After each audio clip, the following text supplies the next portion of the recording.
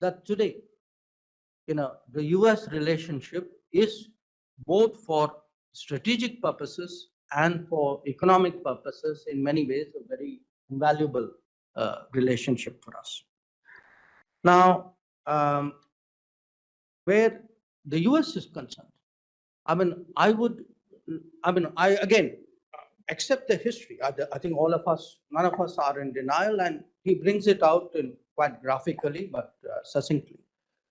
We've had a series of challenges with the United States in the 50s, 60s, 70s, 80s. The challenge for us is when we think of multipolarity and strategic autonomy, because of that history, it is often a concept where we posit ourselves against the United States. Now, the reality of the world is today something very different.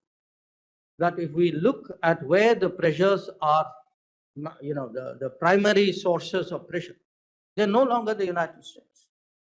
So, in a way, because the world has changed, our understanding of the US has changed. And by the way, the US understanding of us has too.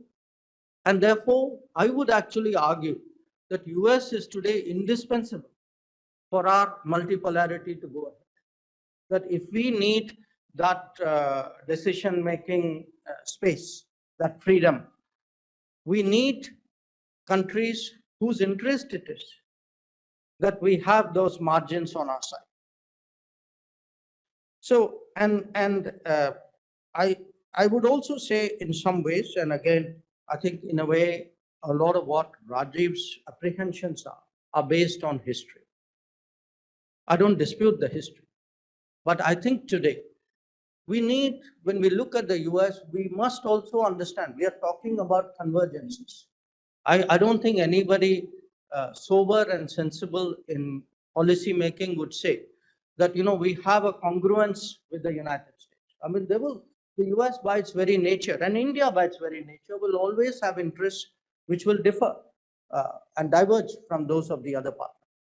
So if we actually understand what are the expectations of this relationship, that this relationship is not about an alliance, it is not about congruence, it is about convergence, it is about overlapping interests, it is about the ability to work together on issues and areas and theaters which suit us. And you can see that. Even today, there are regions and issues on which we profoundly agree with the US. And there are clearly some issues on which we don't. It's on full public display.